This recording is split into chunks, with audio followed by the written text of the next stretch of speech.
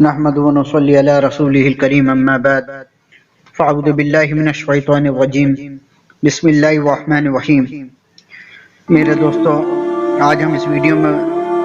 چند ایسے لوگوں کے بارے میں بات کریں گے جن کی دعا اللہ رب العزت سب سے پہلے سنتا ہے اور جلدی سنتا ہے، کہ اللہ کی ذات اتنی رحیم ہے، کریم ہے کہ کبھی کسی کی دعا کو خالی واپس نہیں چھوڑتے۔ جو مانگنے والا ہو، چاہے جتنا گناہ گار ہو، گناہ میں ڈوبا ہو، جب اللہ کے سامنے ہاتھ پھیلاتا ہے تو اللہ اس کے ہاتھوں کو خالی نہیں لوٹاتا۔ آج ہم اس ویڈیو میں ایسے لوگوں کے بارے میں بات کریں گے کہ چند ایسے لوگ ہیں جن کی دعا اللہ رب العزت سب سے جلدی سنتے ہیں ان کے اعمال کی بنیاد پر۔ تو سب سے پہلے جو آدمی ہے کہ مظلوم، کہ کسی پر ظلم کیا جائے یا کسی طرح سے پریشان ہو، تو یہ فرمایا کہ مظلوم کی دعا اللہ رب العزت سب سے پہلے سنتے ہیں، کہ مظلوم کی دعا اور عرش کے بیچ میں کوئی پردہ حائل نہیں ہے۔ مظلوم کی دعا سیدھے چیرتی ہوئی آسمانوں تک پہنچتی ہے۔ دوسرا ہے مسافر کی دعا، کہ جب آدمی سفر میں، اس لیے کہا گیا کہ سفر میں دعائیں قبول ہوتی ہیں، کہ جب اللہ آدمی راہ خدا میں ہو، حج پہ ہو، اللہ کے راستے میں نکل رہا ہو، یا کسی اپنے ذاتی سفر کے تقاضے پہ نکلا ہو، تو اس وقت سفر کی دعا اللہ رب جلدی قبول کرتے ہیں، اس لیے سفر میں دعائیں ضرور ہم کریں۔ تیسرا ہے باپ کی دعا اولاد کے لیے۔ اکثر مائیں بہت دعائیں کرتی ہیں اپنی اولادوں کے لیے، لیکن حدیث میں ہے کہ اللہ کے رسول اللہ نے مائیں دعا کریں، خوب کرتی ہیں ماشاءاللہ مائیں دعا اپنی اولاد کے لیے، لیکن احادیث میں ہے کہ باپ اپنے بیٹے کے لیے جب دعا کرے گا تو اللہ اس کے باپ کی دعا بیٹے کے حق میں جلدی قبول کرے گا۔ اس لیے والدین کو میں باپ کو چاہیے کہ اپنی اولاد کے لیے دعا کریں خصوصی طور پر، کہ اللہ باپ کی دعا بیٹے کے حق میں رد نہیں کرتے۔ تیسرا آدمی غازی، چوتھا آدمی غازی جو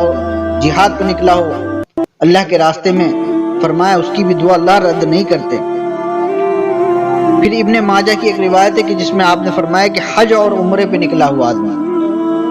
کہ جو آدمی حج پر عمرے پہ ہو، جو آدمی حج پہ عمرے پر گیا ہے وہ اللہ کا مہمان ہے، کہ اللہ کہتے ہیں مانگو جو مانگنا ہے، تم تو اس وقت میرے مہمان ہو۔ اللہ کے بلاوے پہ اللہ کے گھر میں گیا ہے، اللہ نے اپنے گھر پہ بلایا حاجی کی اور عمرہ کرنے والی، کہ اللہ کسی بھی دعا کو رد نہیں کرتے بلکہ جو مانگتا ہے اس کو فوراً قبول کرتے ہیں۔ پھر جامع ترمذی کی ایک روایت ہے کہ آپ نے فرمایا کہ مصیبت میں اور پریشانی میں ہر حال میں جو آدمی اللہ کو یاد کرتا ہے اللہ اس کی دعائیں بھی ضرور قبول کرتا ہے۔ اکثر ہم خوشحالی میں اللہ کو یاد نہیں کرتے، نہیں، جو آدمی خوشحالی میں اور ہر کسی بھی طریقے کی کوئی مصیبت پریشانی، آدمی اس حال میں بھی اللہ سے دعائیں کرتا رہتا ہے، اور جب اس کے اوپر کوئی مصیبت یا پریشانی آتی ہے تو یہ اپنے اچھے حال میں بھی اللہ سے مانگتا رہتا تھا، اور اب اس کے اوپر مصیبت پریشانی آئی ہے تو اللہ اس کی دعا کو فوراً قبول کریں گے۔ پھر آپ نے فرمایا روزے دار کی دعا، کہ جب روزے دار کی، یوں فرمایا کہ جب روزے دار روزہ کھولنے کے لیے بیٹھتا ہے، اور فرمایا کہ روزے کے وقت کی دعا اللہ رد نہیں کرتے، روزے دار کی دعا قبول کی جاتی ہے۔ اس لیے روزہ کھولنے کے وقت ہم جو ہے روزے دار کی ویسے دعا ہر وقت قبول کی جاتی ہے، لیکن یہ فرمایا کہ روزہ کے وقت کی جو دعا ہوتی ہے اس وقت اللہ جو ہے ضرور قبول کرتے ہیں۔ پھر آپ نے فرمایا کہ بیمار کی دعا، اسی لیے کہا کہ اپنے بیماروں کے پاس جب عیادت کے لیے جاؤ تو ان سے دعاؤں کے لیے درخواست کرو، کہ اللہ بیمار کی دعاؤں کو رد نہیں کرتے، اس لیے جب ہم اپنے بیماروں کے پاس جائیں تو ان سے دعاؤں کی درخواست کریں، کہ اللہ بیمار کی دعا سب سے پہلے قبول کرتے ہیں، اس لیے ہم اپنے بیماروں کے پاس جب بھی جائیں تو اس کے لیے جو ہے دعا کی درخواست ضرور کریں۔ اس کے بعد غائبانہ دعا،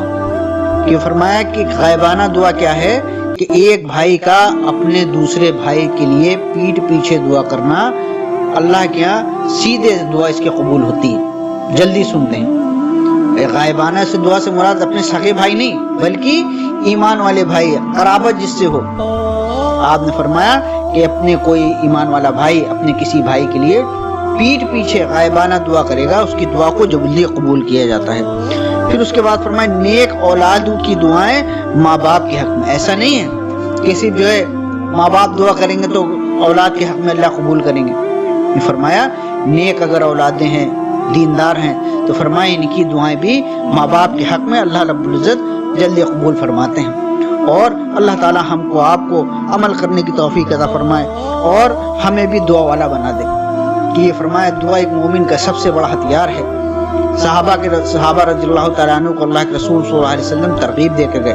کہ فرمایا کہ اگر تمہیں جوتے کی تشمے کی ضرورت پڑے تو دیکھو اللہ سے مانگنا۔ آپ نے حضرت عائشہ صدیقہ رضی اللہ تعالیٰ عنہ سے فرمایا عائشہ اگر تمہیں نمک کے ڈھیلے کی بھی ضرورت پڑ جائے تو اللہ کی طرف متوجہ ہو جانا۔